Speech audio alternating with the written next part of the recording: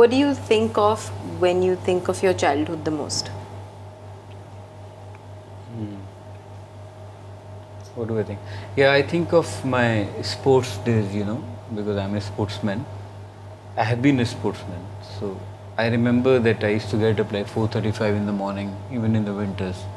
And I never missed my morning workout and my evening nets. So my life was around sports only. Okay, your dad wrote lyrics for a couple of Hindi films. I believe your brother also wanted to work in cinema in some capacity. When you saw the Indian film industry, the Hindi film industry through their eyes, what did it look like through their eyes? I mean, what were the impressions? When you're a child, you imagine something through other people's eyes. What did it look like through their eyes, and did that ever either deter you or spur you on to go and explore it? Yeah, I mean, cinema from outside or from somebody's eyes always looks glamorous. No, not cinema. I meant the industry. Like, industry. कि लोग कैसे होते होंगे या actors कैसे? You know that when you're a child, you imagine something. Not imagine, because we used to come over here. Yeah. No? I used to accompany my father every summer holidays. We used to be here for a month in that heat, So we all were cinema crazy people. And my father was friends with Lakshmikant Pyarelal. So one day, because at that time we all were vegetarian. So on Tuesday we used to go to his house for dinner and see lots of film trials. So it was like a glamorous world. और जितने लोग contact में आए उतने तो सब दूर से तो सभी अच्छे होते हैं. और because this was not my father's first profession, so it was fine. We used to come here for a month and so. And my brother, he wanted to be a film producer without money. So that was the most difficult thing to do. Like, you don't have money and you want to become a producer. So he also struggled here for a long time. I remember watching trial shows of many big films like Taxi, Driver of Devanand and Hema Malini. Then Eighth Bar I saw with Smita Patil. So those kind of memories are there, And I remember seeing Damad, a film called Damad. In that, I remember Mithun Chakravarti was sitting down because there was some old lady. So he gave his seat to old lady and he sat on the floor and saw the whole film for the floor. So that was like, it was like exciting world. I was like a child. Okay, Vishal, I wanted to ask you, a lot of things happened early in your life. You lost your father, you lost your brother. I believe your dad was also involved in some kind of a land dispute, property dispute, jahan aap log rehte the. You chose, you had to make a critical choice between cricket and cinema at some point. Well, cricket and music at that point, and do you see these as turning points in your life? Turning point. Actually, I think turning point you realize once you achieve the success and you look back, then you see it as turning point. Yeah. At that time, it can be a very disappointing turning point. Yeah. So, yeah, and then you realize that some kind of a screenplay is there or some kind of destiny is there. So that's why I am a big believer of this thing called destiny. That whatever happens for the best. I seriously believe in this because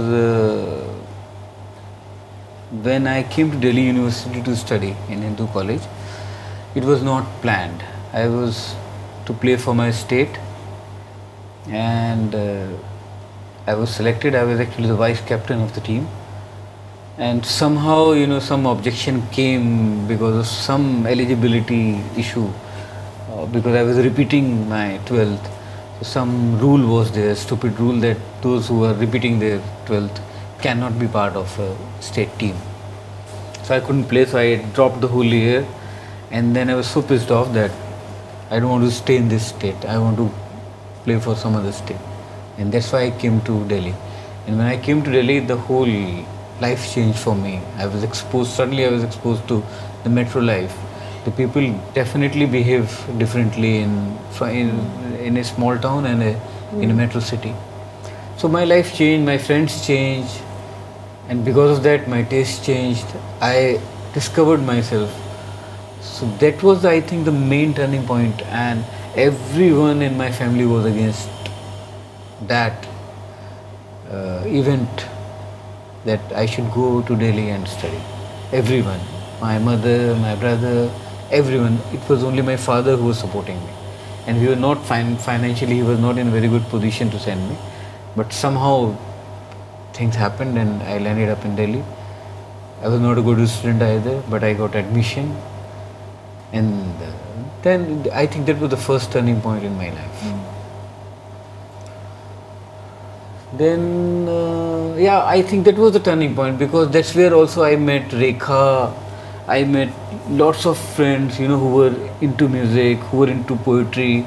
And in those days, in 1980s, actually India was going through a very, very unique phase of when Ghazal was being rediscovered by the youth. And it was the days where Ghalib was the rock star, and Faiz Ahmed Faiz and Sahil Ludhianvi.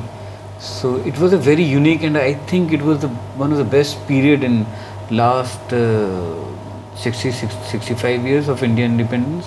I think that 80s was a very unique period where the Ghazal came back, and with Ghazal a lot of Urdu culture and the traditional things came back to that youth, of which I was part of. So that's where and theatre also. You got involved in theatre also. Did you? Theatre was always there, but this, like today, the youth, उनको तो पता भी नहीं है कि गज़ल कौन है, फैज़ अहमद फैज़ कौन है, गालिब कौन है. शायद हम भी वैसे ही होते, हमको भी नहीं पता होता अगर गज़ल उस तरीके से. यहाँ Jagjit Singh was a huge. Pankaj उदास, they were like.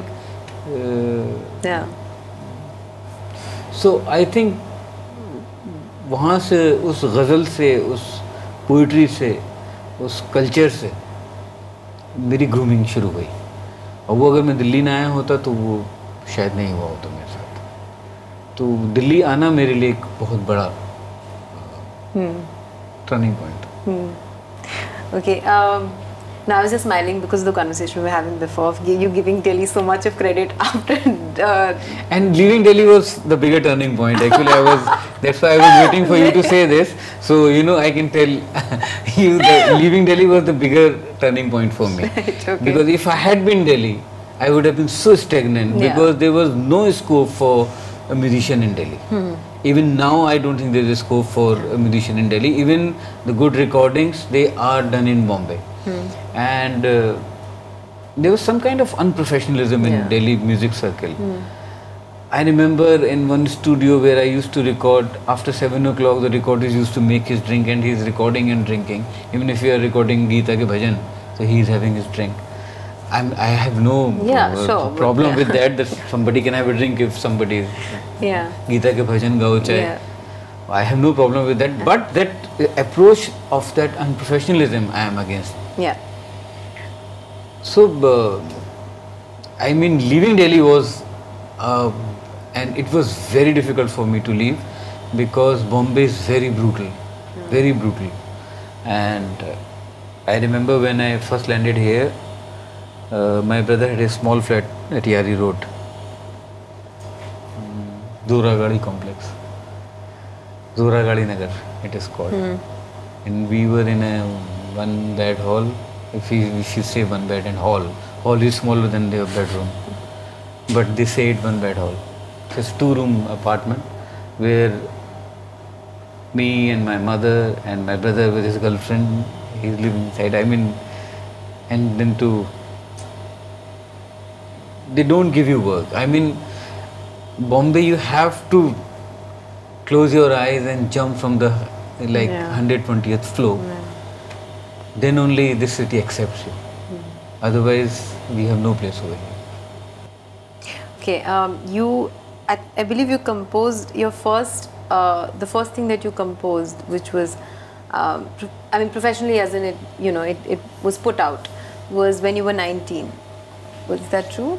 Yeah. Yeah? Actually, this is my in a way, like 29th or 30th year as Film composer. as a Music film composer. composer. Because when I was 19, my father's friend, his name was A.V. Mohan. He was a big producer. He produced many films. Film including Damad of Trial I'm telling you about. So he was planning a film at that time called Vahem. And my father was arranging some kind of finance for him, which he couldn't later. Out of that favor, that producer agreed to take me as composer. Not agreed to, I mean, he showed his gesture. He was a nice man. But my father couldn't arrange the finance. But he was a nice man. He said, so what, if you have not arranged that, he is going to be the composer of the film. And in 1984, I recorded my first song when I was 19 with Asha Bhosle. And that studio, there was a very big famous studio called, it was called Famous Taldev. It's at Taldev now, they have Axis Bank over there. A few days back I was traveling to Taldev and I saw now they have a big Axis Bank branch over there. When did you start taking it seriously? Being a composer, when did you start taking it seriously for the first time?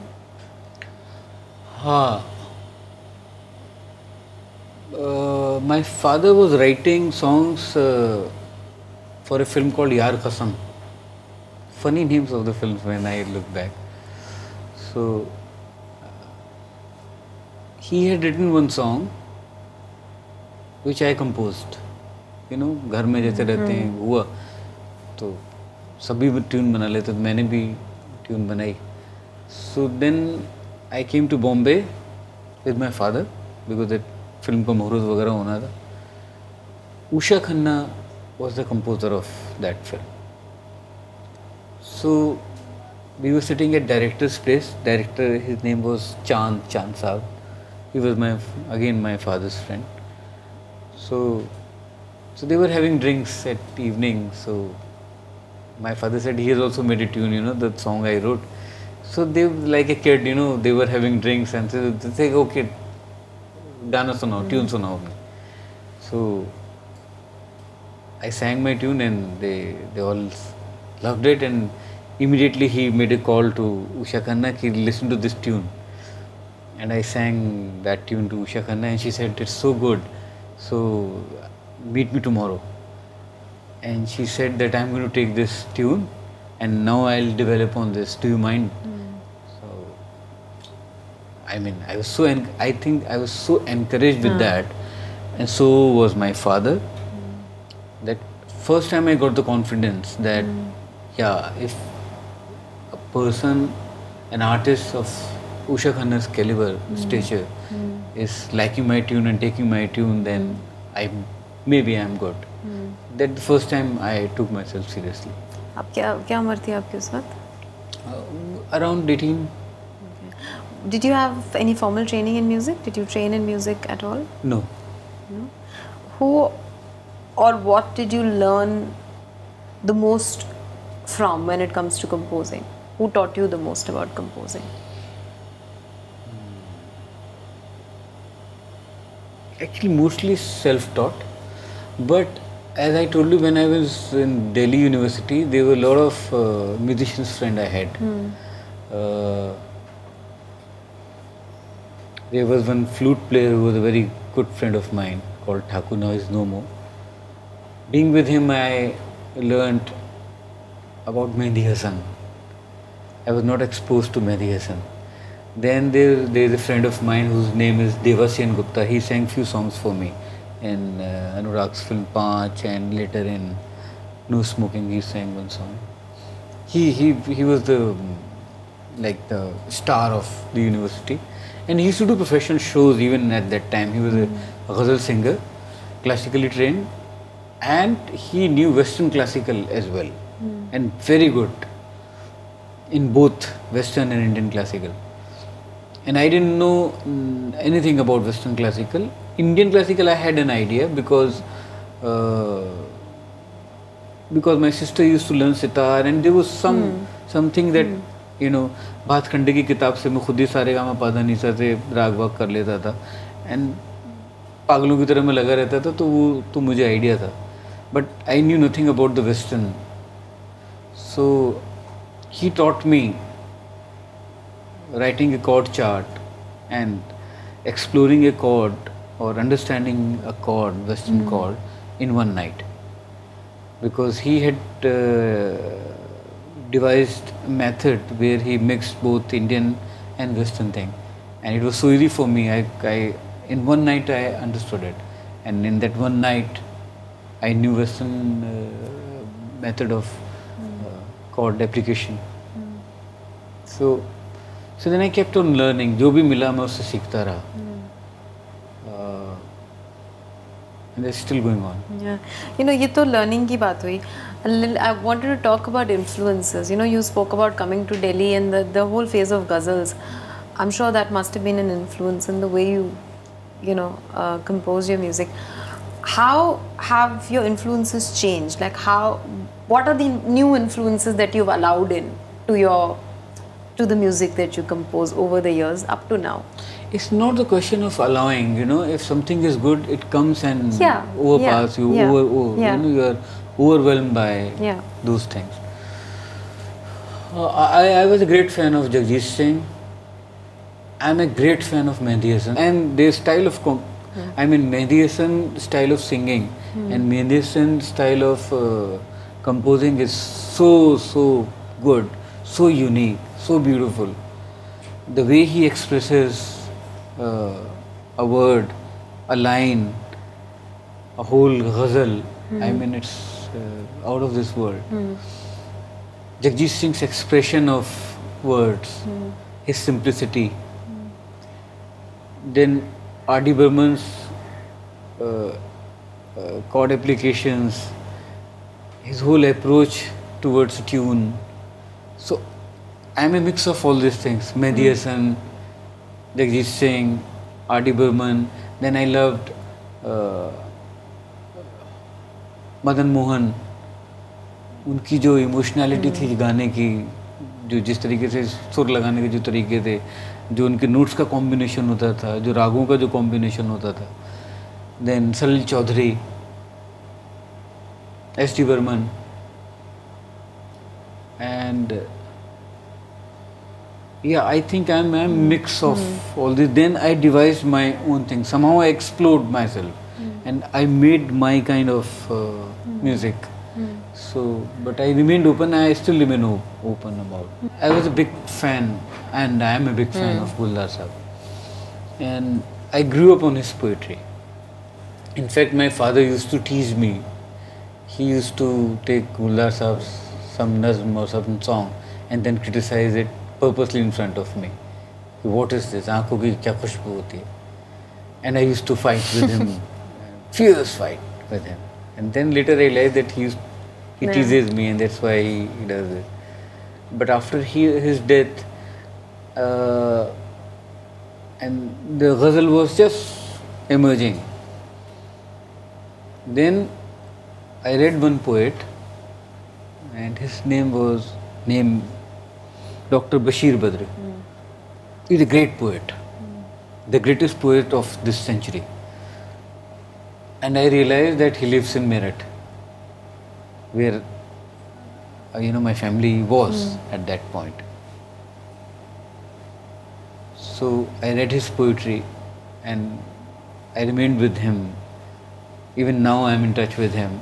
He had been the greatest influence in my life as far as poetry, culture and sensitivity is concerned. Even now whenever I am lowest down in my life emotionally, I just open his book and I feel calm. And every time I open his book, I find some new line in that.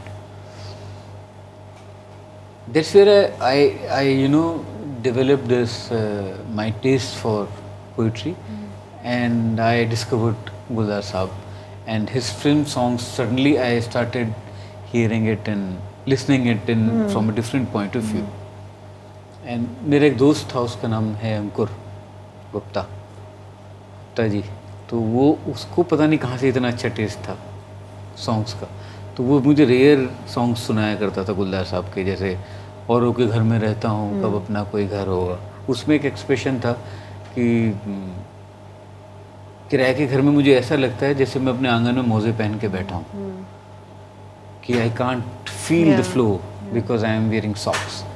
I mean this kind of expression, या दिन खाली खाली बर्तन है और रात है जैसा अंधा कुआं, इन सुनी अंधेरी आंखों में आंसू की जगह आता है धूम, जीने की वजह तो कोई नहीं, मरने का बहाना ढूंढता। इस पोइट्री ने मुझे इतना ज़्यादा इफेक्ट किया कि मेरी ज़िंदगी का सिर्फ एक ही ड्रीम था कि मैं गुलजार साहब के साथ एटलीस्ट एक गाना कर लूँ। दूसरा ड्रीम था लता मंगेशकर मेरा एक गाना गा दें। With this dream you know I was living in Delhi, और एक दिल्ली में एक रिकॉर्डिंग स्टूडियो था। उस वक्त गुलजार साहब अमजद अली खान साहब के ऊपर एक डॉक्यूमेंट्री बना रहे थे, तो मैं उस स्टूडियो में अपने छोटे मोटे जिंगल्स रिकॉर्ड किया करता था। तो उसमें वो ओनर पंजाबी था, तो वो किसी फ़ोन पे पता है हाँ गुलजार आ रहा है रात को यहाँ पे। तो जब उसने फ़ोन रखा तो मैंने पूछा कौन आ रहा है यहाँ पे? अरे वो है ना गुलजार, वो फिल्म डायरेक्टर, वो यहाँ पे आ रहा है रात को अमजद अली खान की रिकॉर्डिंग करने। किसी के लिए भी इज्जत नहीं थी उसके दिल में। तो बजे थे शाम को, और सर्दियों की दिल्ली में दिसंबर की रात, कड़ाके की सर्दी उस वक्त दिसंबर में भी पड़ा करती थी, अब तो नहीं पड़ती उतनी। तो मैं वहाँ बैठ गया कि मैं आज गुलजार साहब के दर्शन तो करके जाऊँगा। तो 9 साढ़े 9 बजे आना था, तो सर्दियों में सब चले जाते हैं इधर उधर, मेरे सेक्शन में बैठा हुआ तो फ़ोन बजा। मैंने फ़ोन उठाया तो गुलजार साहब थे, भारी आवाज़ में अपनी, हेलो मैं गुलजार बोल रहा हूँ, मुझे रास्ता नहीं मिल रहा है। बड़ा ऑड सी जगह था स्टूडियो, सफदरजंग एनक्लेव में।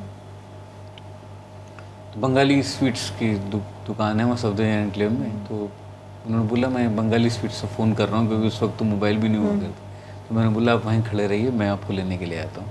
और मैंने किसी को बताया नहीं, और मैं उनको लेने के लिए चला गया। और वहाँ से 5 मिनट का वॉक था। उस वॉक में मैंने उन्हें बताया कि you know I am a composer, I am a big fan. और बहुत लोग उन्हें ऐसा बोलते होंगे, but he was very nice and polite कि बॉम्बे आओ तो मिलना। फिर यहाँ आके मिलने की कोशिश की तो बड़ी मुश्किलों से, फिर मैं यहाँ तो आके पहले 2 साल तो मैं जॉब ही कर रहा था एक कंपनी में as a manager. But finally I met him through Suresh Wadkar, मेरे दोस्त हैं, सिंगर हैं। उनके कहने से गुलजार साहब एक टीवी सीरियल का गाना लिखने के लिए तैयार हुए। उसका नाम था दाने अनार के। चित्रार्थ उसके डायरेक्टर थे, और 2 लोग हैं दिल्ली में, विनोद शर्मा एंड मोहन पालीवाल। उस वक्त दूरदर्शन से सीरियल पास हुआ करते ना, बहुत बड़ी बात होती थी कि हमारा 13 का सीरियल पास हो गया, हमारा 26 का पास हो गया, हमारा 52 का पास हो गया। तो उनका 13 का एक एपिसोड एक सीरियल पास हो गया था। और उन्होंने मुझसे गाना कराने के लिए बोला। अब मैंने समहाउ चक्कर चला है कि अगर सुरेश वाडकर गुलजार साहब को बोल देंगे तो वो लिख देंगे। That's how I met him, we did that first song. Then he developed some liking for me, and he got me my first song, which my first successful song, that was for a serial called Jungle Book, Chaddi Pehen Ke Phool Khile. So that song became a hit, and the company I was working in, that was a recording company called Pan Music. Mr. R.V. Pandit was the owner of that company, and he saw my photograph with Guldar Saab in some recording studio. So he called me, what are you doing with Guldar? So I said, I have become a music composer now, I have recorded a song with him. So he said that, can you arrange a meeting with me and Guldar? I said, of course. For what? He said, I want to make a film on 84 riots, on whatever happened in Punjab. So I asked Guldar Sahab, I arranged a meeting. So that's how marches happened, and I got my first break. Such a long story. Okay. Vishal, other than the films that you've done for yourself, I mean the films that you've directed, what would you say were your most exciting films as a music composer? Most exciting projects? I think Machis still remains my most exciting work, because I had so much energy within me. I wanted the success so badly that I just blasted, in that. So I think that work was very good. To an extent, Satya was good. But I think the same kind of energy I felt again in Omkara.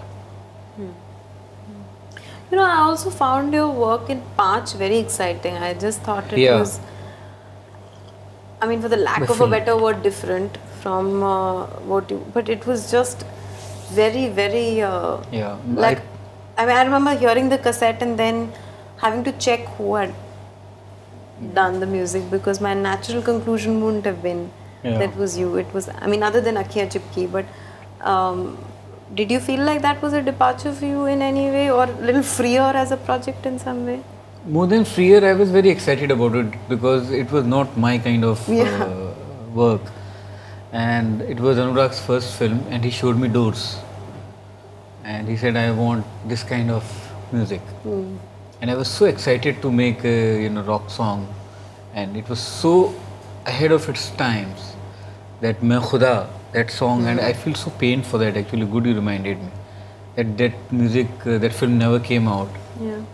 But it remained a cult film.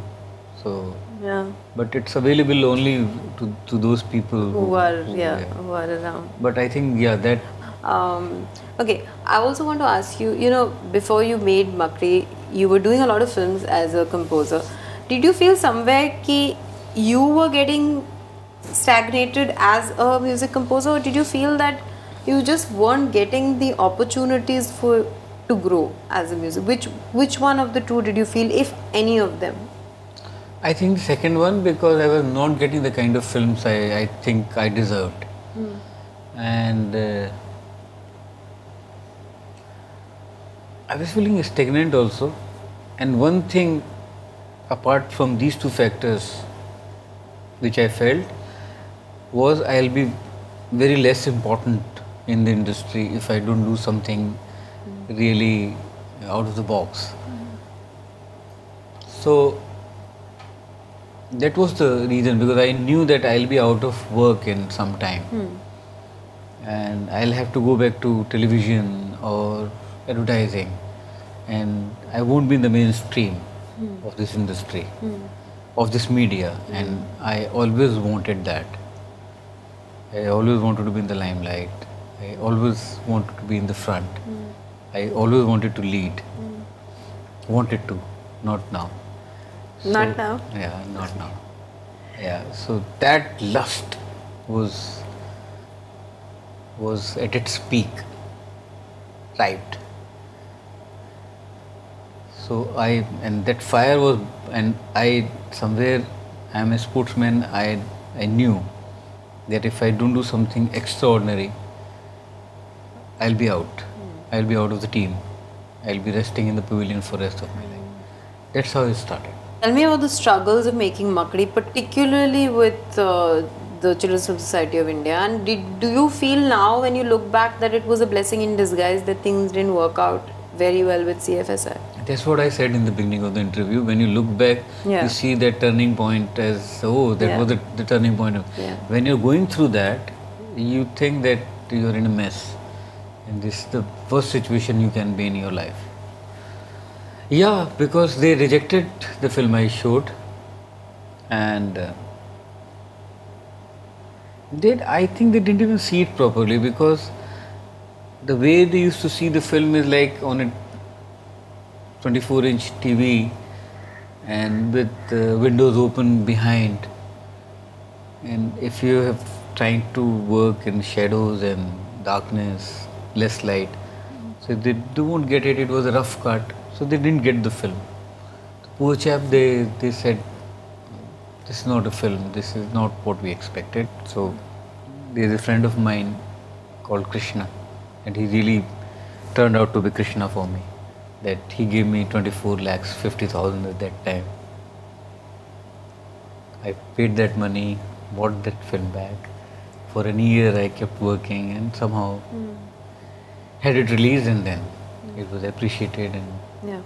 Vijay, do you feel that the attitude that the CFSI had at that point, that's also part of the reason why we don't, despite being the largest, one of the largest film industries in the world, don't make enough children's films? Is that part of the reason why, you think?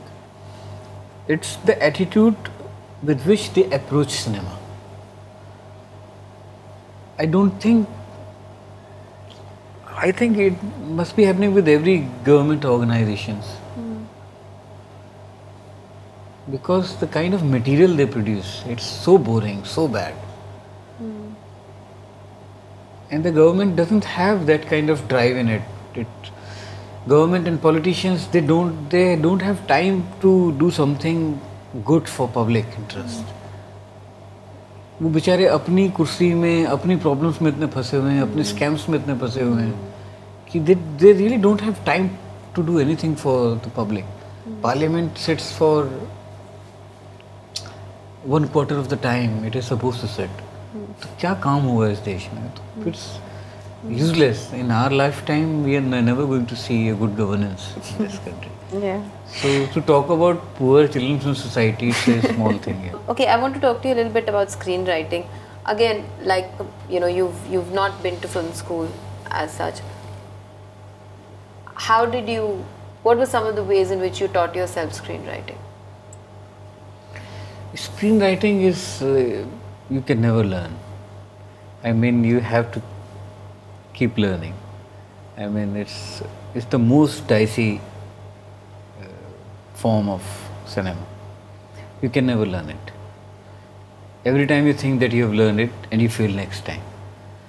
So I read lots of books, like a book called The Art of Dramatic Writing by Ledger Sigori, and just 3 days before I read a book, I still keep reading. I read a book called Backwards and Forwards by David Ball, and suddenly I realized that what was I was missing in my life. I mean, if I had got this book 10 years back, I would have made my films better. So it's a very difficult thing to learn and understand and express screenwriting, because it's like the storytelling, and then you don't know where you fail. Character establish करने में कभी time निकल जाता है, कभी conflict आने में देर हो जाती है, कभी क्लाइमैक्स ख़राब हो जाता है, कभी प्लॉट पॉइंट 1 ख़राब हो जाता है, कभी 2 ख़राब हो जाता है. वो कुछ समझ में आते नहीं. वो जो कभी अच्छा हो जाता है वो किस्मत से अच्छा हो जाता है.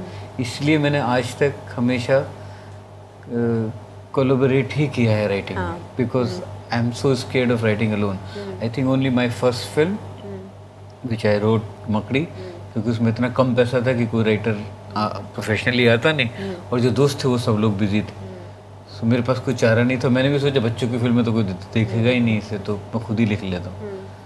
उसके बाद the more you work, the more you realize that how illiterate are you in screen writing. So that's why I depend on Shakespeare, because I take his structure and I make adapt it my way. Yeah. So. No, but tell me something. Is it something you enjoy? Do you enjoy the process of writing your films? I mean, there's no other choice, because I enjoy making films. So if I have to make a film, I have to write it. Why is that?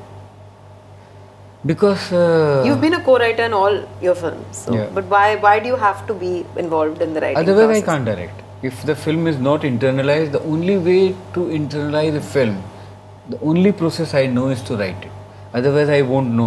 If somebody else has written a character, I'm still not that mature director where I can take somebody else's work and internalize it.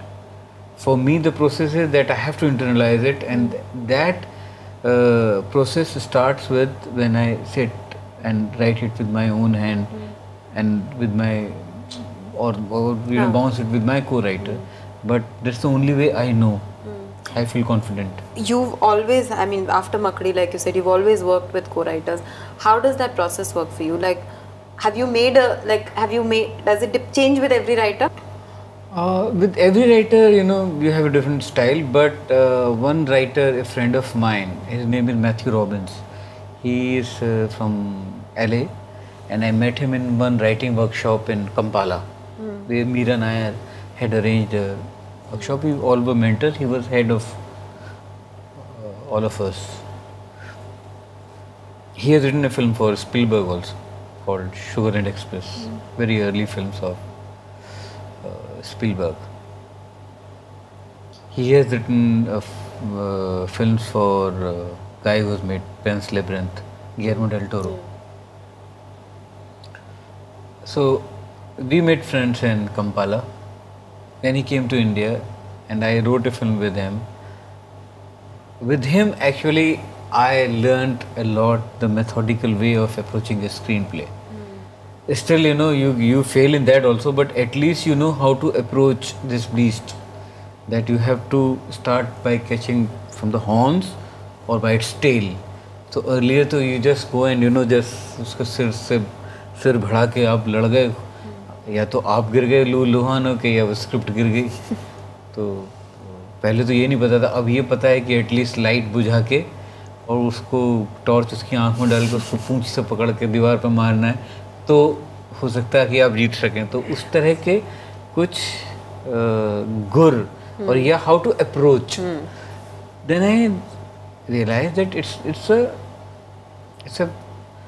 it's like when you want to become a doctor, you go to a medical school. You want to become an engineer, you go to an engineering school. But in cinema, if you want to become a writer director, don't have to do anything. Just come. हम तो बचपन से दिल से writer हैं, बहुत बड़े writer हैं हम बहुत बड़े डायरेक्टर हैं.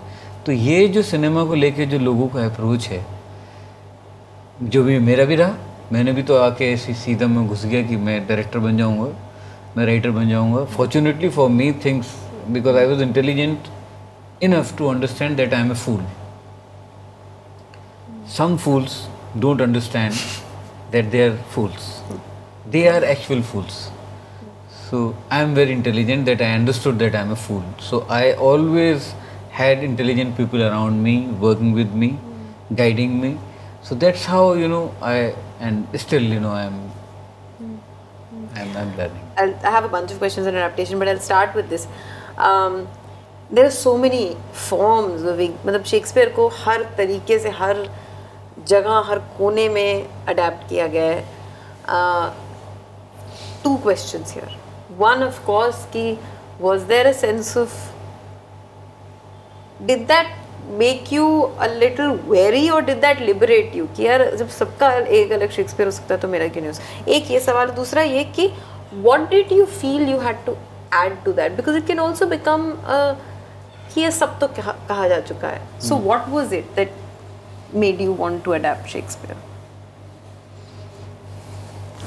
Actually, to tell you honestly the truth, I thought that nobody is going to take notice of that I have adapted Shakespeare, and that is what I was made to feel by the industry people.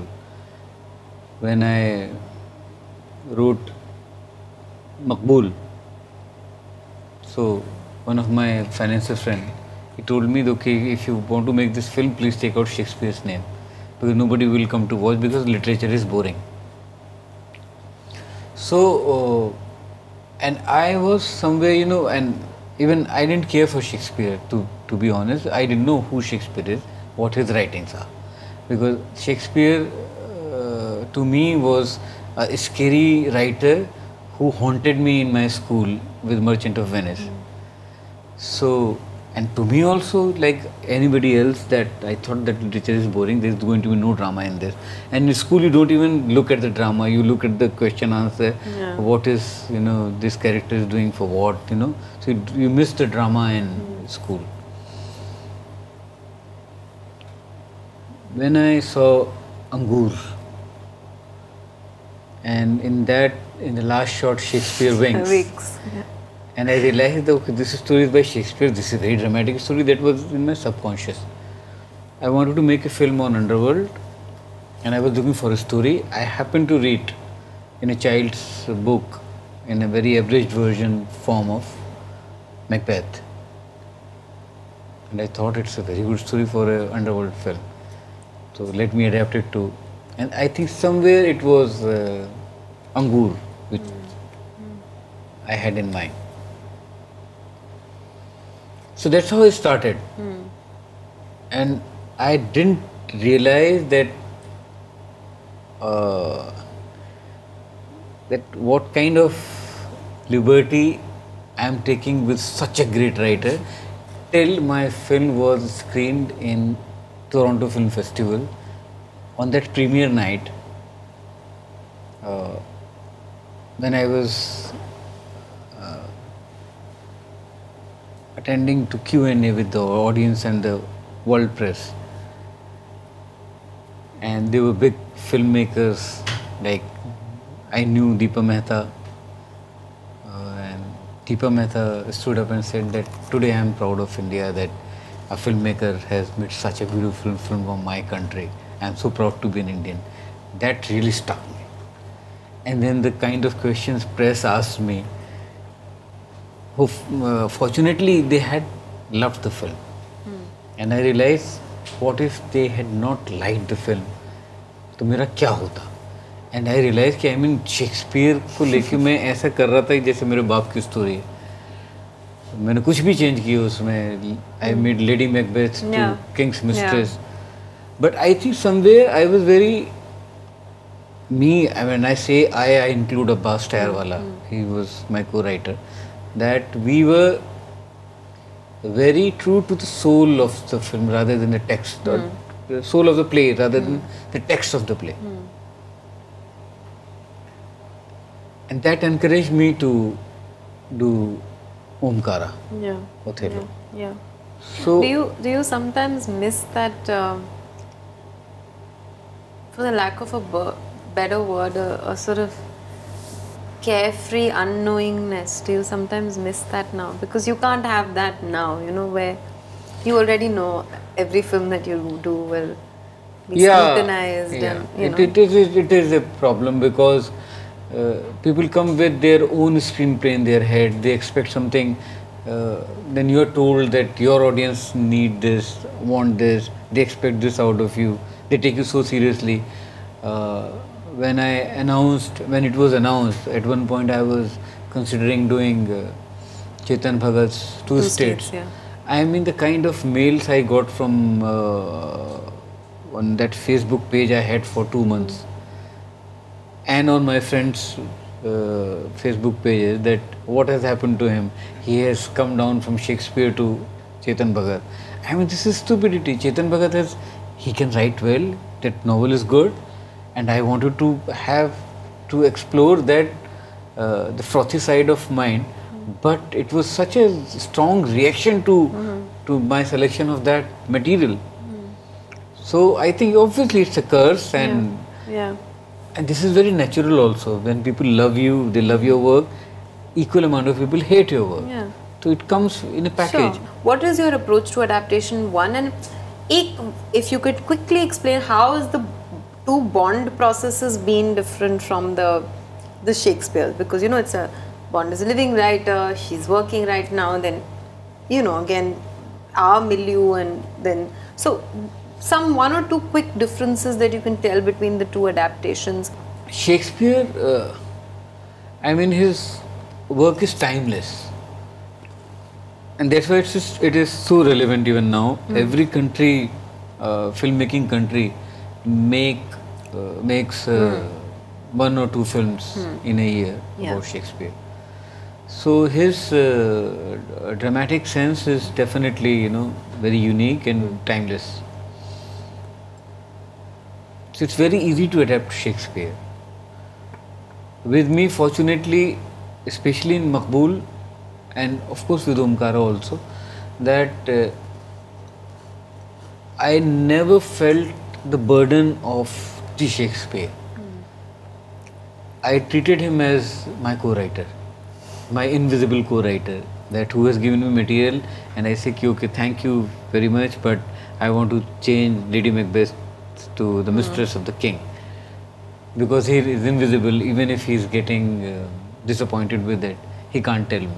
So I never looked at him, the Shakespeare, like that. I looked at him like a friend who has done The a guy very who winks at the end of Angur. yeah, and who has done a very good, decent job in his story. You know, I treat him like that. But I am the director finally, so that's why that burden was not there. And now I feel little burdened. But the day I'll make another Shakespeare, I'll again treat him as they come back. We haven't met for so long. Let's have a drink together and talk of a story. Do you have anything new to offer? So that way, you know, I was fine, and that's why if you'll talk to Guldar Sahab, his point of view that my films are not adaptations of Shakespeare. He says you just for cheap publicity you say that it's Shakespeare, and because you want to have publicity of Shakespeare, you want Shakespeare name attached to your work, that's why you are saying, but otherwise they are not adaptations of Shakespeare, they are original films. So I don't know whether it's a compliment or it's not a compliment. I don't ask him because I don't want to know. I take it, okay, it must be a compliment. But he says that. As far as Ruskin Bond is concerned, Ruskin is actually like a friend. And I told you I have a house in Mussoorie where we share the same wall. And most of the time, you know, he's sometimes in a wintry evening, he's standing on his window and I go on my terrace for a smoke. So he says, what are you doing? I said, I have a very good malt. He says, so why don't you offer it to me? Say, I'm coming to your house. So we actually sit and have a drink and, you know, we discuss. And even if I'm sometimes, when I'm not doing his stories, I bounce my work with him. And he's like an encyclopedia of storytelling. Sometimes he takes out a book which is like 72 years old, printed in 42, 46, and he just presents it to me. I think I have marked this story called Cocaine. You go and read, you will get a good inspiration for your work, the kind of film you are doing, or kind of a script you are writing. So, Blue Umbrella had a problem because it was a very short story and there was not enough material to turn it into a film. So someday a friend of mine, Minty Tejpal, who co-wrote that film with me, he came out with this idea. What if it was actually stolen? Stolen, and the person comes with a red chhatri. So then we made it like वो जो हमारी folk tale है कि वो सियार पानी उसमें रंग में गिर गया और आ गया. तो we took that route. And in Saat Khoon Maaf, he wrote it specially for me because that was a short story called Susanna's Seven Husbands. Then I asked him that I want to make it into a film. Can you write a novella for me? So it was specially written for me. So okay, Maqbool, you set it in the underworld, the Mumbai underworld, but it was not like the underworld films that were being made. It was still your underworld film. You know, it was not for us underworld films. It was not Satya. It was not. How much research did you do, and how much of it was like? Was it a real Mumbai? How did you balance the real and the sort of inspired Mumbai underworld? Where did you? It was not at all real underworld. Yeah. In fact, I was amazed that nobody noticed that, because it was the underworld of the 1960s. That Abbaji kind of figure was like reference to Karim Lala or Haji Mastan. I had met Haji Mastan once, long back when I came here in Mumbai around 88, 89. So I happened to meet him. I went to his house. So I had that image. And then I met few police officers who did encounters and like that. But I think what I did and what I generally do is I take a fantasy and treat it very really, in reality. So that is what I keep doing. I take a fantasy and treat it in reality. That is what Maqbool Underworld is. That is what Omkara's politics. Otherwise, Yeah. that's what actually happens. It's not that it's totally fantasy. Like Omkara, there is one scene where police is being frisked by the gangsters, and actually it happens in one of the villages. You know, Yeah. if the police has to go in, the gangsters actually frisk police. So No, but Omkara, there was a lot more also that was very real in terms yeah, of because the that's where I come Yeah, from, so yeah, I know it. yeah. Yeah, I but mean, Mumbai lots of- Underworld, you know, you don't know. It's a fantasy for you.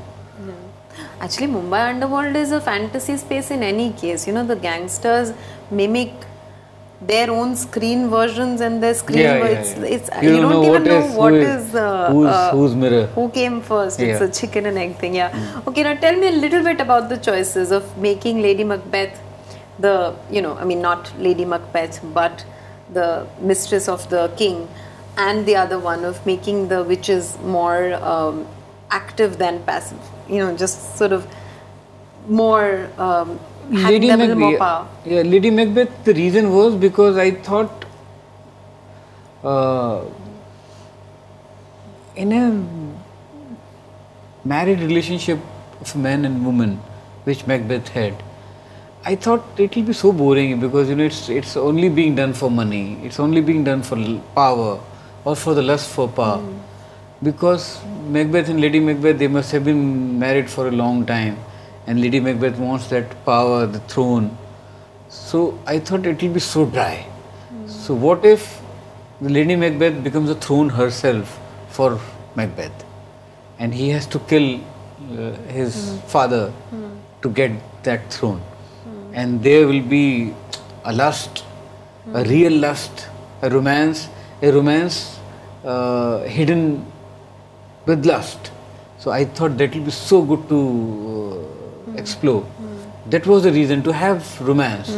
Otherwise, there is no romance in a married relationship of 12-15 years, and where they are planning to kill their father. So it's a different zone, it's a different tone, different genre. So I didn't want to treat it that way. I wanted to have little passionate romance throbbing romance between Macbeth and Lady Macbeth. And the only way was to have it, the obstacle of the king.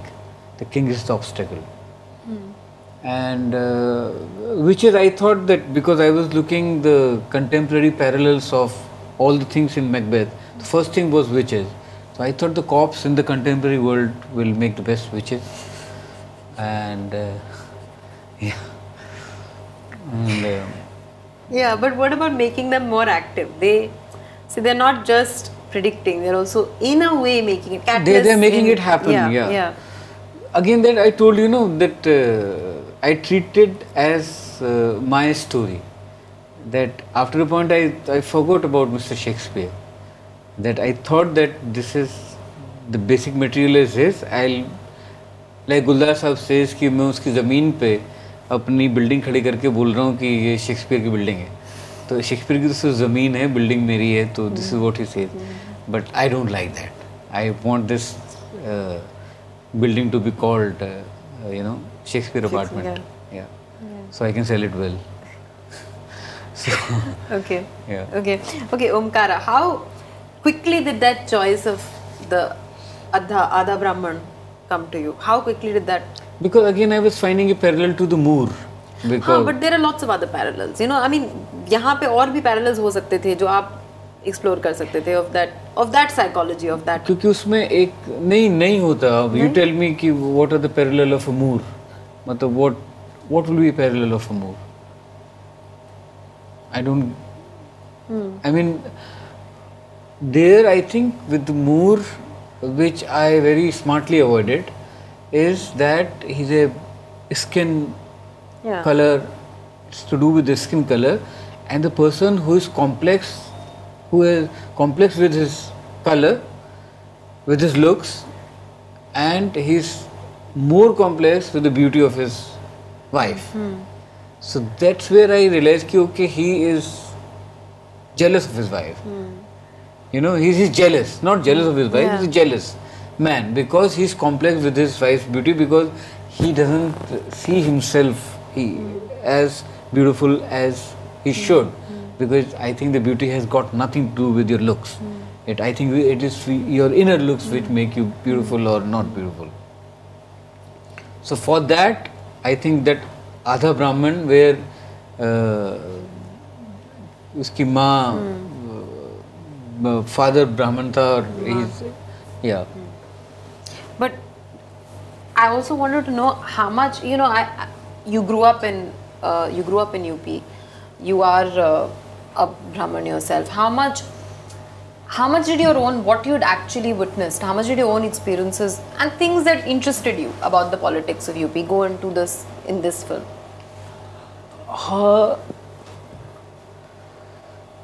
The characters actually, you know, more than politics.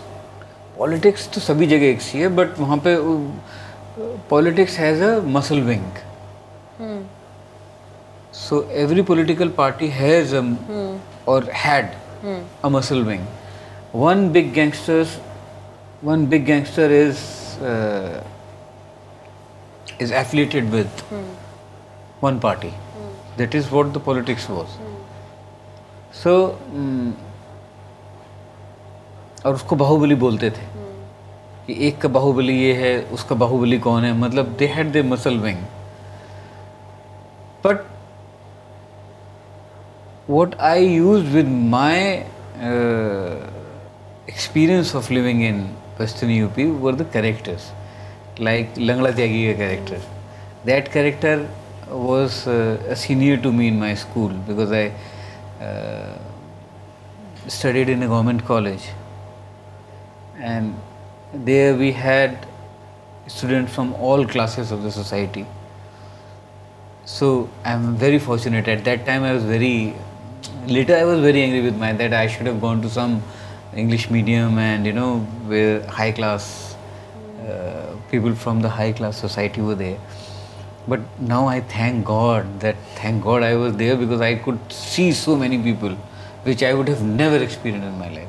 So Langla Tyagi was there. He used to carry a knife in his pocket, and he was a gangster, and later he became a very big gangster.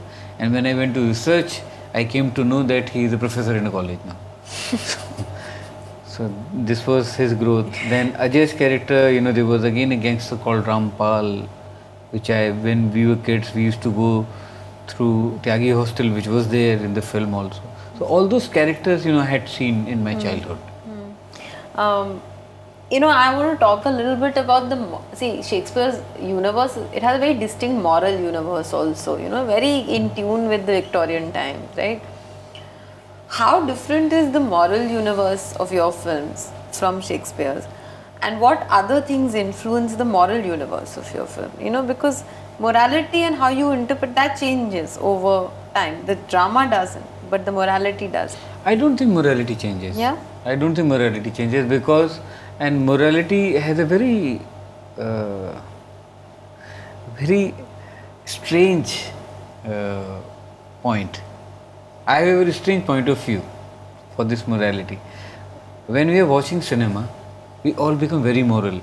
We must be doing the same wrong thing in our real life, but when we watch a film, we actually become very moral, that good should win. He's a bad guy, why did he do this? You know, we become, and it's very natural that, it's very strange that we become so moral when we are watching film in a theater or with, you know, in a बहुत लोगों के साथ बैठ के अगर देख रहे हैं, तो we become very moral.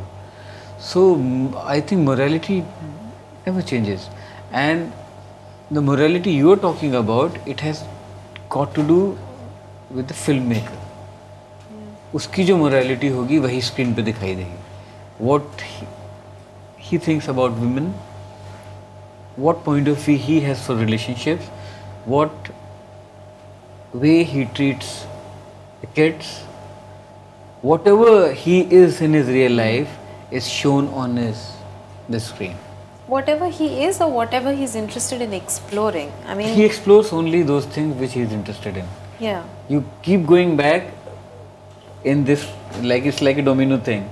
You keep going back and you will find the filmmaker only.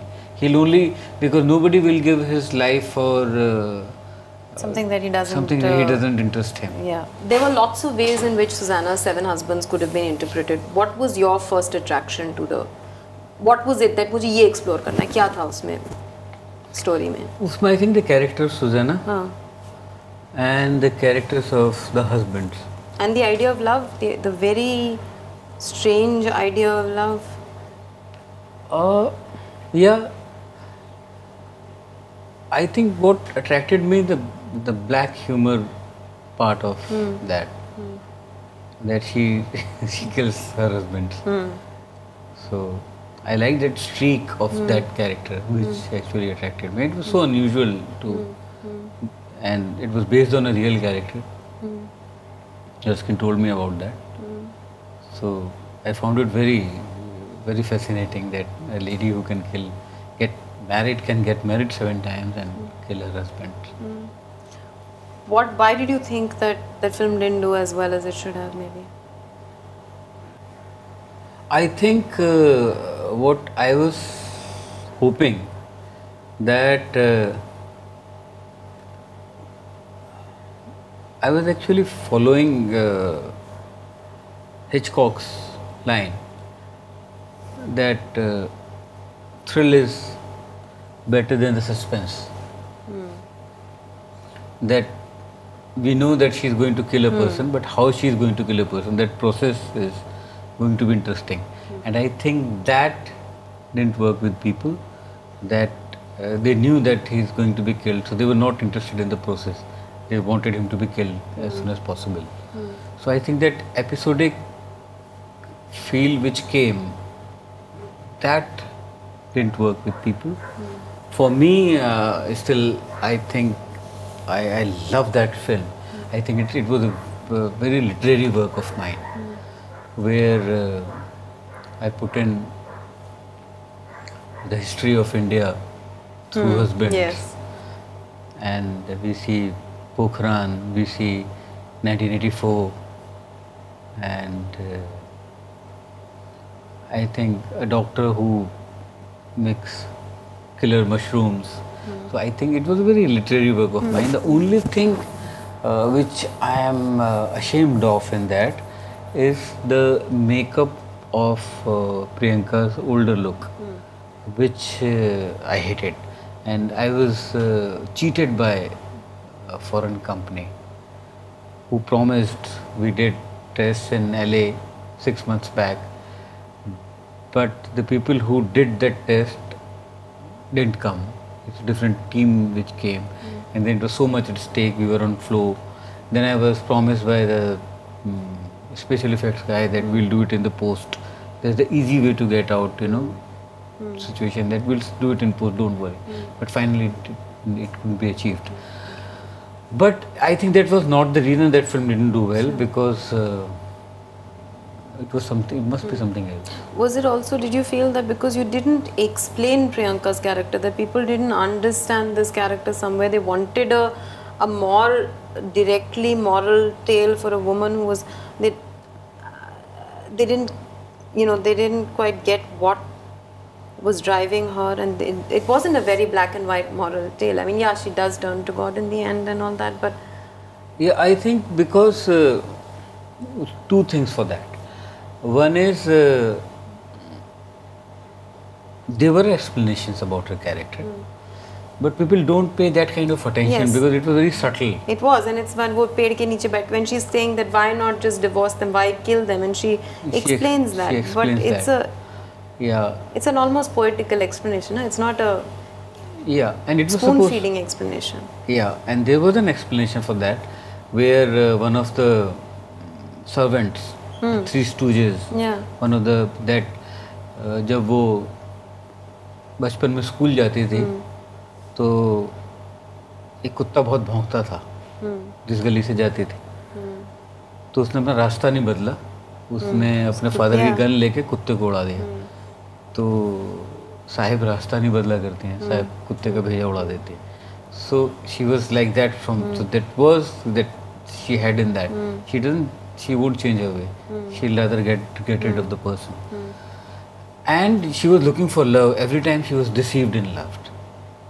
If you see all those marriages, she was betrayed every time in love. And I think after one point she became a psychopath. After the third murder, after John's characters, I think she became a psychopath. because when she kills the Russian husband, she had she didn't have to kill him, but I think by that time she had started enjoying the killing. So to me, as director writer, she became a psychopath killer, and it was supposed to be black humor, which people didn't get. Yeah. So it was supposed to be, and maybe Reskin also blames me for that. Reskin said that you made it so intense that the black humor went out of the window. Okay, I want to talk to you, Kamine. You know, I couldn't. What did you start with? You know, it was a caper film. It was a sort of a take on a very Tarantino's genre.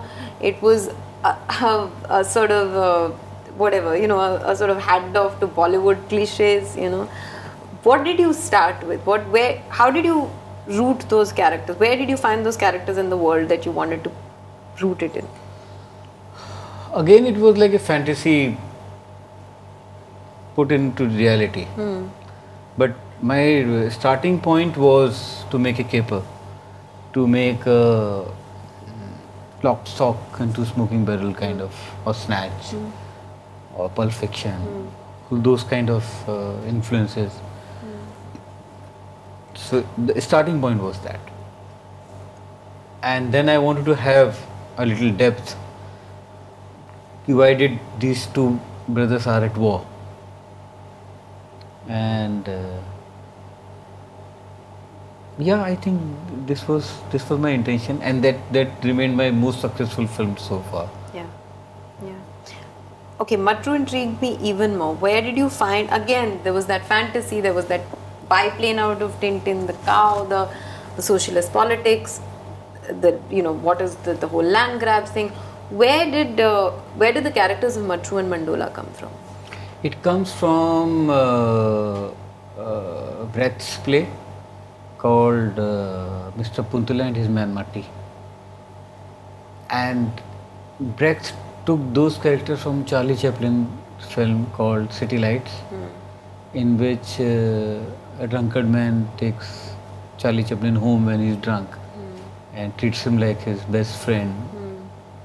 And when in the morning he's sober, he kicks him out, or he forgets that who this guy is. Why is he sleeping next to me on my bed? So that was the starting point. And of course, I think that was the left side of me politically. So it was my expression of my left. Were you also trying, was it also something, like, did you also want to explore Kusturika's idiom with that film? Yes, Kusturika, yeah, because Kusturika, because I gave homage to Kusturika in that, because the brass band name is Kusturika. That of course you did. Yeah, because I loved his films, Underground. But that's how he treats politics, right? I mean, there are these characters that he'll create, but they're very deeply politically it's like rooted. Farce, it's treated like farce. Yeah. Black Cat, White Cat, Underground, those films were big influence on me. Yeah. Okay, I want to talk to you quickly about dialogue writing, because that's something that, you know, that you very, you know, that you do for all your films. It's something that you... Tell me about some of the pitfalls of dialogue writing, and tell me what makes two secrets of good dialogue writing.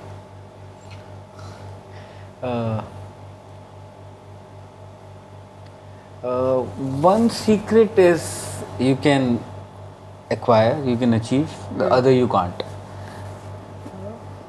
First is, which you can acquire and achieve, is never let two people agree in a scene. Even if they are saying the same thing, never let them agree. So that's where the conflict comes, and that's where the fun comes. If there's a conflict, people are interested in conflict. If there's no conflict, they are not interested in. If two people are fighting, they are interested.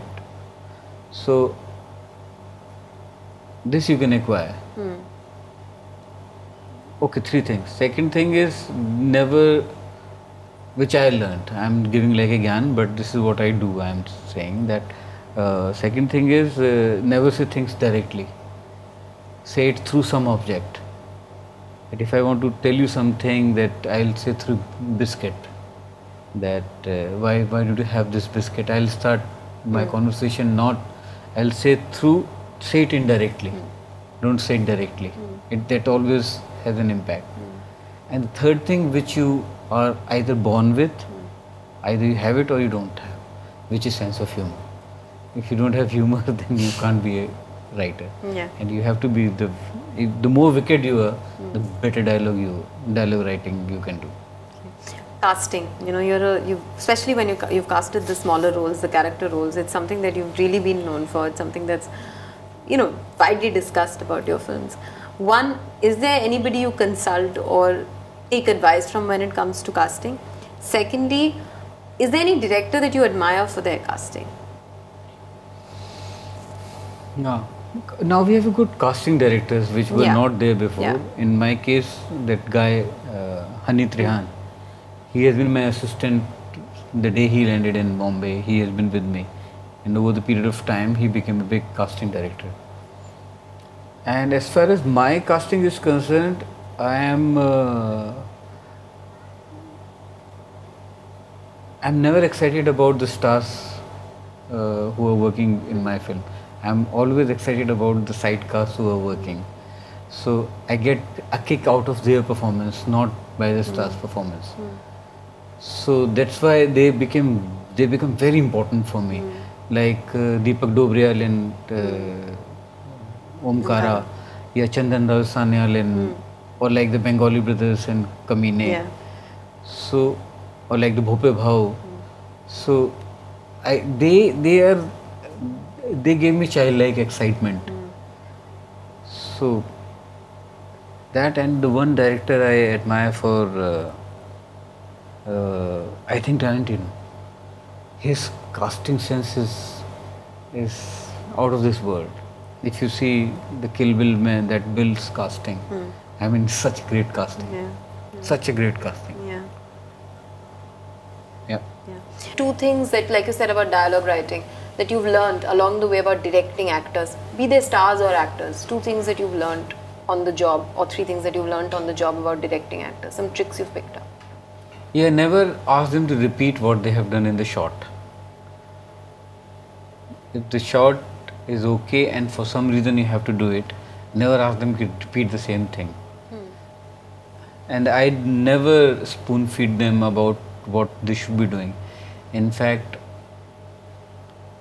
and that I came to know because they have worked with many different directors. But when they work with me, so I am told again and again, especially many times by Priyanka, that when an actor comes and asks me that this is the scene and you have to go and sit over there, there's a biscuit plate lying over here and I have to come and sit here. So this is the scene. So they ask me, if they ask me that what should I do? Should I come from this door or should I come from this door? I never tell them. I said, it's your character. You should tell me where your character should come from. Don't ask me to think for yourself. You think and tell me. If I don't like it, I'll tell you. So when I do my first rehearsal, I tell no one what to do. I don't tell them how to do. I just let them be themselves. And that's where they get thrown off that this director is not telling us anything. And that's my style of working. I never give directions. When I feel they are going wrong, I tell them this is not the way your character should be doing this. Tell me about why did you turn producer? What was one big reason that you turned producer? To have the power for the final product. Because I saw Guldar Sahab suffering in Hututu.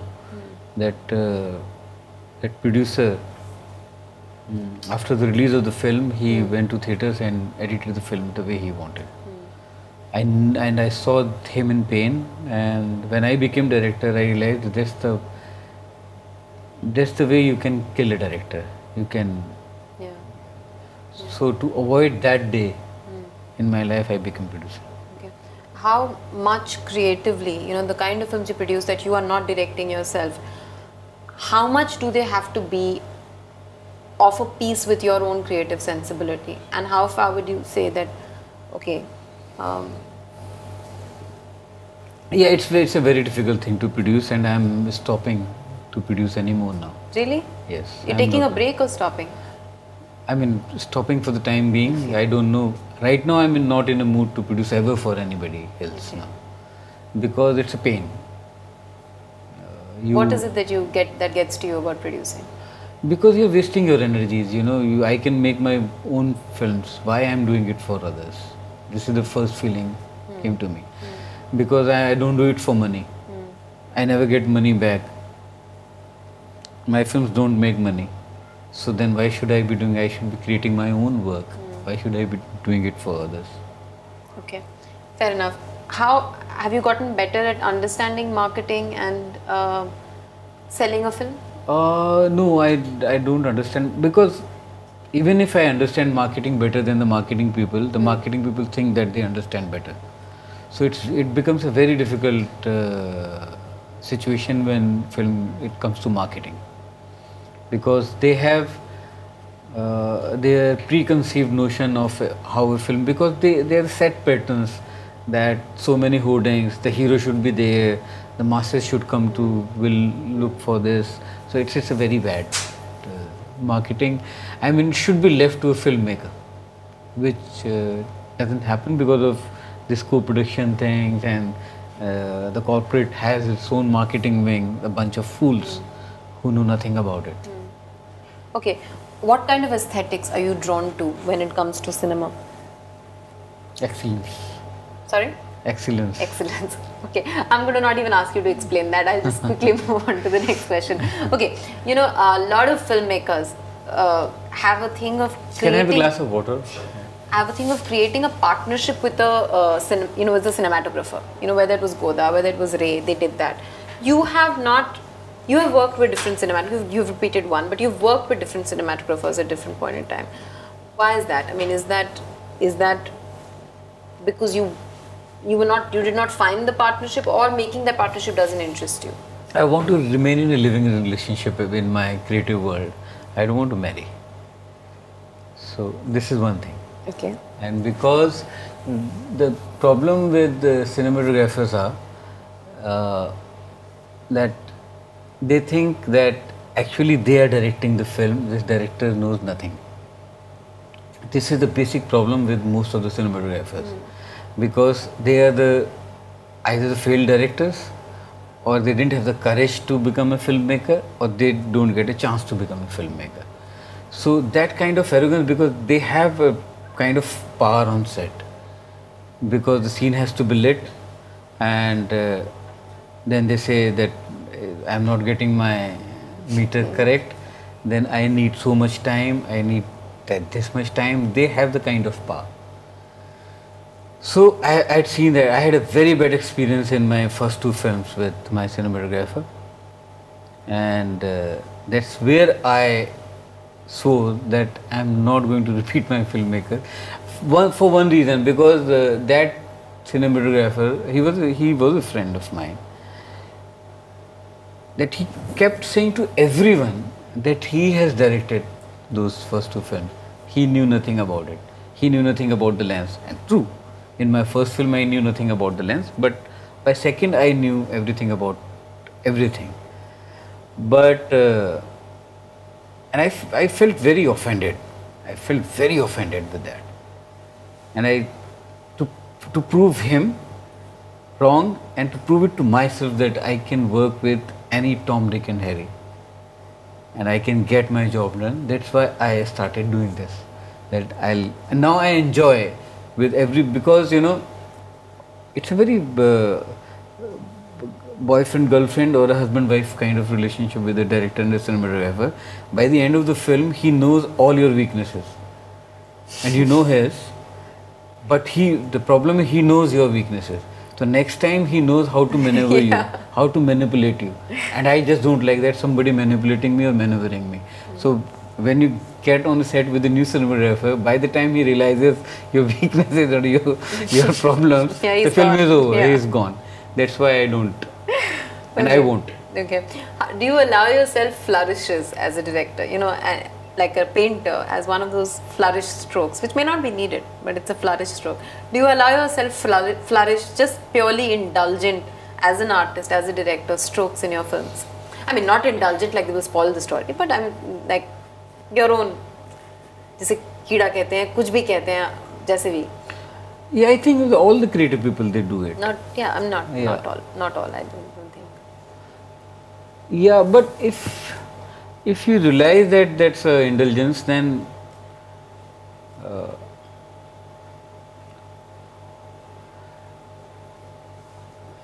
you know, I'm very that's why I'm very conscious about what I do. I don't like to do anything for the sake of indulgence. Yeah, but now I feel that I should have been in few cases. But why, Vishal? I mean, the whole reason why you're doing this is because first you have to enjoy it, right? I mean, the whole point of being an artist is that, right? No, but you know, when film comes to your final stages, you become very insecure. That whether it's reaching what you wanted to say, whether it's reaching or not. And I'm very scared of one thing, which is boring people. Because I get bored very easily. If I'm not like talking to you, if I'm not like being in somebody's company, I feel that's the most horrible thing. And I don't want to do that to people. So sometimes it happens, but in few cases, as I am saying, that I should have been indulgent, like the Irfan's story in Saat Khun Maaf. I think that's the best work I have ever done in my life. But I butchered it because of my editor. And I'll remain so angry with him all my life. Because that section was 20-25 minutes, 30 minutes long or 25 minutes long. And that was total poetry. There was no dialogue in that. The whole relationship was said or translated on screen in poetry, in music and poetry. There's no dialogue in that story. But that was long. And I should have gone with that. Do you ever self-censor when you're making films for the fear of running into censorship problems, hassles? No. No? No. Never? Because I think I'm always morally right when I'm doing a film. हाँ, but फिर भी hassles तो बहुत होते हैं ना. I mean, you are also a practical director and a producer, and you know, is there something यार maybe I don't need this यार, forget it, I'm not going to. नहीं, अब प्रॉब्लम आने लगी क्योंकि अब सैटेलाइट डील्स में मांगते हैं UA. So broadcasters have started blackmailing. So that's where the cinema is feeling a big hurt. And we'll realize it after 5 years. Because of that, the filmmakers are being forced not to do certain things, which is very wrong for a creative man. You know, Vishal, very intrigued because you had an anti-smoking song, you had a AIDS awareness song. But how do you feel about the regulations that say that you have to put a warning? Where do you think the line needs to be drawn? Do you feel like it's fair game to say that there should be a warning every time a character smokes on screen, or the long ads that happen before films? मेरा मन करता है मैं जाके पर्दा फाड़ दूं. It is so inhuman. It is so stupid. It is so unnecessary. It's like a fascist thing the health ministry is doing to us filmmakers. I mean, it's because it's not being treated as fine arts, no? It's not being treated as arts at all. अभी नौटंकी तमाशे की तरह लिया जा रहा है cinema को. सीरियसली लेते ही नहीं. कुछ भी हो उठा के सिनेमा के साथ ये कर दो, जैसे हर चीज़ फिल्म के साथ फिल्म गलत कर रही हो. I mean, this is really stupid, and इससे बुरा और किसी के साथ, फिल्म मेकर के साथ हो नहीं सकता. फिल्म मेकिंग कम्युनिटी के साथ, किसी भी के साथ इससे बुरा काम नहीं हो सकता. Now they are trying for alcohol also. Any time if somebody will make a drink and have a drink, alcohol is bad. I think कुछ दिनों बाद ये भी करना पड़ेगा कि जो अच्छी चीज़ें खा रहे हैं कि बिस्किट खाना अच्छा है, नींबू इतना ज़्यादा नहीं खाओ. That was my retaliation when I did that smoking song. that's the way I retaliated to what they were doing कि एक नींबू ज़्यादा नींबू खाने से दांत खराब हो जाते हैं, ये होता है, मगर सिगरेट पीने से आप मर सकते हो. So it is, I mean, I was feeling frustrated. Vishal, I want to, you're a composer, but the trend today is not to have songs as a part of, मतलब item numbers हो सकते हैं, but song as part of narrative, song as the way it was used in Natya Shastra, कि it takes the story forward, it brings out the inner conflict. That is becoming, is that something you'd regret if it went out of our cinema entirely? No, I think I'll rather like it. Yeah? Yeah, because mostly songs are not required in our film. But then what happens to the rich, absolutely rich treasure we have of lyrics and songs? वो भी तो चला जाएगा ना उसके साथ. हाँ, तो maybe उससे non-film music ऊपर आएगा, जिसके लिए you were regretting. The Delhi guys will have much more fun. Yeah, but I didn't mean to have my life without Sahil Ludhianvi and without Gulzar. Other people नहीं, पर साहिल लुधियानवी और फैज़ अहमद फैज़, तो फैज़ अहमद फैज़ ने कौन से फिल्मों में गाने लिखे, गालिब ने कौन से फिल्मों में गाने लिखे. उस वक्त तो गालिब तो पोइट्री कर रहे थे, तो और चीज़ें ऊपर आएंगी ना. फिल्म म्यूजिक की वजह से और चीज़ें ऊपर आ ही नहीं पाती है ना. तो फिल्म सब कुछ अपने अंदर एब्जॉर्ब कर लेती है. आप बहुत बड़े पोएट हैं, आपने फिल्म में कोई गाना लिखा है? नहीं लिखा, तो आपको ग्लैमर ही नहीं आएगा आपके ऊपर. डॉक्टर बशीर बद्र का नाम नहीं सुना किसी ने. डॉक्टर बशीर बद्र जैसा पोएट नहीं हुआ है पिछले 100 साल में. What about a relationship? You touched upon cinematographer. What about editor? What is the balance? What is the secret of that relationship? What is the ideal relationship between an editor and a director? And have you ever found it? No, I am still finding it. Yeah. Editing का बड़ा तो tricky है, वो दोनों ही confuse हो जाते हैं बाद में फाइनल कट आते आते कि क्या ठीक है क्या नहीं ठीक है. सो बट आई थिंक उसमें अपने गट के ऊपर जाना चाहिए, which I will try in my next film. कि sometimes it's not working as a whole story, but I mean you come across with very strange choices when you are going for your final cut. Very strange choices. Some moments you want, but that's not adding to the story. So it's a very, very strange choices you have to make. And you realize your mistakes after 6 months or 1 year. Like I'm realizing about Saat Khun Maaf. What would you want in an editor ideally? I'm telling you, it's very strange relationship between editor and director. But what I want, that you should not contradict me. You should listen to me whatever I say. Not come with justifiable logics. But come on, you also want that, because otherwise, you have no counterpoint at all. You're living with one film for so long. Yeah. Okay, clearly you haven't made your wish to Santa Claus about editors yet. No, I am very happy with the editor I am working with right now, Okay. Shrikar Prasad. But one thing you hate about editors, when they read the script, they don't realize that this is not needed. Once you have shot it, they say it's not needed. So what were you doing sleeping when you were reading the script? So Okay. this is one thing I hate about editors. Very easily say this, but this is not needed. But you read the script, yeah, but now it's not needed. So Vishal, the way we make political films in India is either it is the backdrop of politics, or it's a moral film disguised as a political film. What, do you feel like we have a mature political cinema in India? And what kind of politics in cinema, woven in cinema, attracts you? we can only make farcical cinema as far as politics is concerned, because politics is farce in our country. Either we can make farce or we can make very dark, because there is no middle road. Most of the institutions are corrupt. So which good political film we have made? कोई भी नहीं. What has shaped your politics? I think a social justice. I mean, if you are an artist, you can only be artist if you are left. If your left is strong, then only you can be artist. Otherwise, how can you take the injustice happening in society? If you are taking that and still you are happy, then you are not an artist.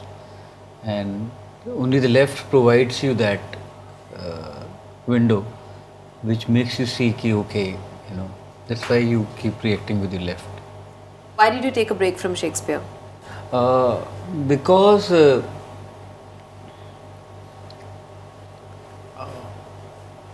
I'm very scared of being slotted in something, and again, you know, that fight within me with myself, that why can't I say original stories, why can't I make original stories? So for that I tried Kamine. Okay. So it's because of that. Okay. Why did you drop 2 states? You mentioned earlier there was a lot of opposition. Why did the project not work out? There were many reasons for that. One thing is that Shah Rukh, he developed a cold feet, and then I thought that it will be very insensitive of me to go and make with somebody else. This was the main reason, because we planned that film together, but then both of us, we thought that you know, Sure. that he should not be doing this. Then I thought that I don't want to do this. Okay.